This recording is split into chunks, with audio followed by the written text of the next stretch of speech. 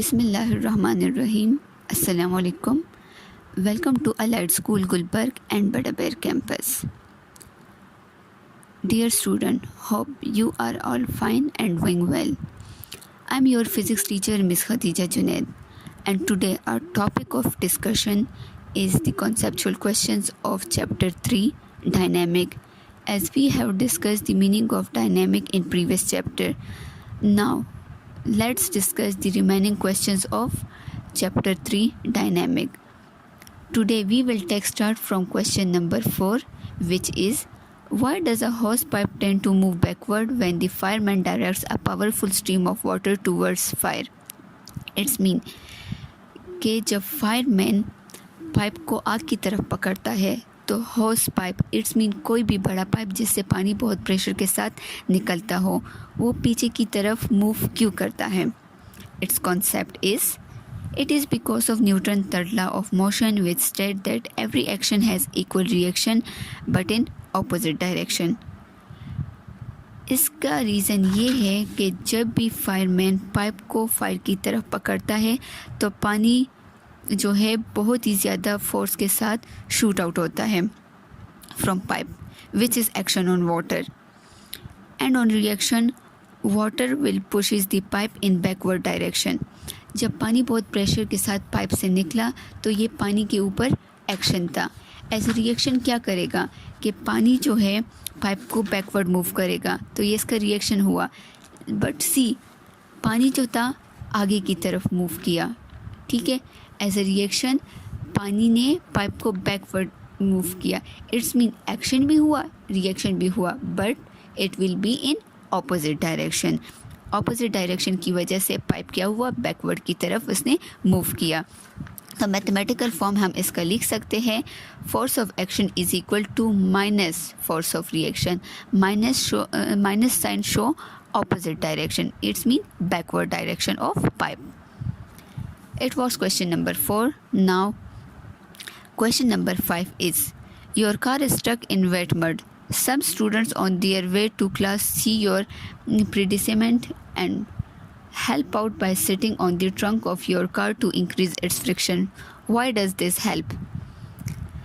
इस क्वेश्चन का मतलब ये है कि अगर इन केस आपकी कार जो है किसी भी वेट मड यानी कि गीली मिट्टी में फंस गई है और कुछ स्टूडेंट्स आपका ये मसला देख लेते हैं और आपकी हेल्प करने के लिए आ जाते हैं और गाड़ी के टंकी के ऊपर बैठ जाते हैं, तो क्या होगा कि इससे जो है फोर्स ऑफ फ्रिक्शन इंक्रीज़ होगा. ये किस तरह हेल्प करेगा? कैसे बच्चों के बैठने से आपकी कार उस वेट मिट्टी से बाहर निकल सकेगी? इसका कॉन्सेप्ट ये है, it increases the normal force of the car which increases frictional force. It's mean कि स्टूडेंट जब कार के ट्रंक पे बैठेंगे तो उससे क्या होगा कि normal force of car will be increase and it will also increase the frictional force.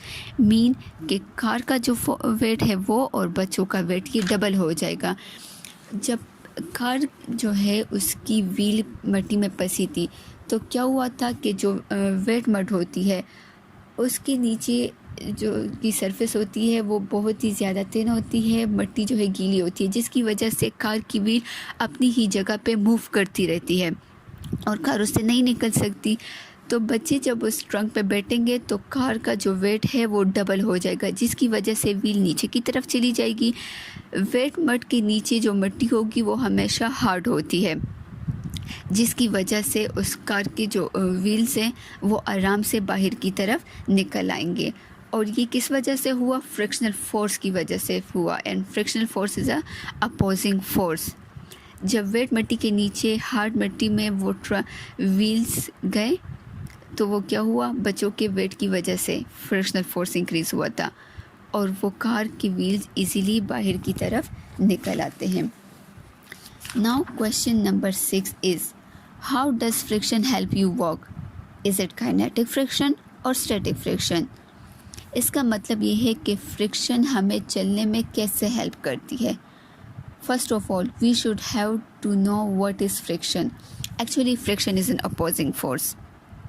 Friction की वजह से क्या होता है कि फ्रिक्शन की वजह से हमारे जो फुट है अपनी ही जगह पे स्टिक हो जाते हैं, जिसकी वजह से हम मूव कर पाते हैं. तो इसका क्वेश्चन का मतलब है कि फ्रिक्शनल फोर्स हमें कैसे वॉक करने में हेल्प करती है। तो आंसर इसका है friction stick our foot on ground instead of going back by our force that we apply to move on ground as you can show in figure. कि जब हम ग्राउंड को पुश करते हैं तो जो हमारा फोर्स है, हमारी बॉडी का फोर्स और जो पुशिंग फोर्स है, हम जो ग्राउंड पे अप्लाई करें, दिस इज़ एक्शन फोर्स। जब हम फोर्स जो है अपने फोर्स ग्राउंड पर डाल रहे तो ये क्या है, एक्शन फोर्स है। As we discuss frictional force is opposing force, जो कि हमारे फुट को एक ही जगह पे स्टिक रखती है। तो जब हम ग्राउंड पे फोर्स डाल रहे होते तो ये क्या होता है, ये एक्शन होता है। एज ए रिएक्शन ग्राउंड क्या करता है, हमें पुश करता है। तो फ्रिक्शन फोर्स प्रोड्यूस होती है जिसकी वजह से हम क्या करते हैं, एज ए रिएक्शन ग्राउंड पे वॉक कर पाते हैं instead of sticking on one place. Now question number 7 is the parking brake on a car causes the rear wheels to lock up. What would be the likely consequences of applying the parking brake in a car that is in rapid motion? इस question का मतलब ये है कि जब hand brakes, parking brake mean hand brakes on a car जो है, अगर उसके रेयर व्हील्स मीन कि जो बैक व्हील्स होती है, कार की जो बैक व्हील्स होती है, अगर वो लॉक हो जाए तो कहते हैं कि इस हालत में क्या हो सकता है। इट्स मीन कौन से ऐसे हालात पैदा हो सकते हैं जब हम पार्किंग ब्रेक अप्लाई करें और गाड़ी के बैक व्हील्स लॉक हो जाए और जब गाड़ी काफ़ी तेज़ मोशन में हो। तो इसमें ये हो सकता है कि अगर रियर व्हील जो है वो लॉक हो जाए, इट्स मीन गाड़ी के जो बैक साइड वाले व्हील्स होते हैं अगर वो लॉक हो जाए तो गाड़ी क्या करेगी, अपनी ही जगह पे रोटेट करना स्टार्ट कर देगी। गाड़ी आगे की तरफ मूव नहीं करेगी, एक ही जगह पे रोटेट करना स्टार्ट कर देगी, जिसकी वजह से ये हालात पैदा हो सकते हैं कि गाड़ी ड्राइवर के कंट्रोल से बाहर निकल सकती है और काफ़ी मेजर एक्सीडेंट हो सकते हैं, क्योंकि गाड़ी आगे की तरफ नहीं जा रही थी, एक ही जगह पे रोटेट कर रही थी।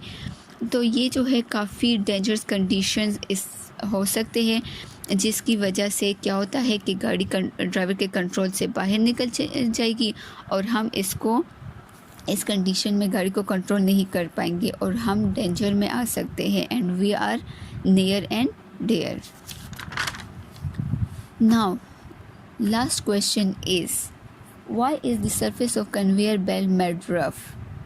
देखिए कोई भी कन्वेयर बेल्ट जो होती है उसकी सरफेस रफ क्यों बनाई जाती है। कन्वेयर बेल्ट हम कह सकते हैं कि जो एयरपोर्ट्स वगैरह में जो बेल्ट्स होती है जिसके ऊपर लगेजेस मूव करते हैं, इसको हम कन्वेयर बेल्ट कहते हैं। देखिए इसकी सरफेस रफ क्यों बनाई जाती है, स्मूथ क्यों नहीं होती। Its concept is it is done so as to increase the friction of conveyor belt to avoid slipping of baggage carried upon it from one place to another. Reason हम इसका ये कह सकते हैं कि अगर कन्वेयर बेल्ट की surface smooth बनाई जाती, रफ़ ना होती, तो क्या होता कि जब लगेजेस इसके ऊपर रखे जाते तो वो इसके ऊपर स्लिप हो जाते।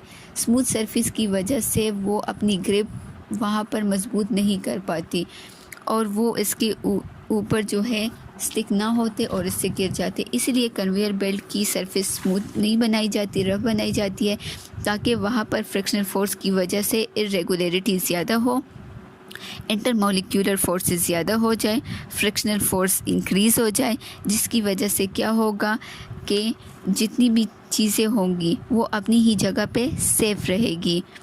It will remain safe from falling down और इजीली एक जगह से दूसरी जगह मूव कर सकेगी इंस्टेड ऑफ फॉलिंग डाउन।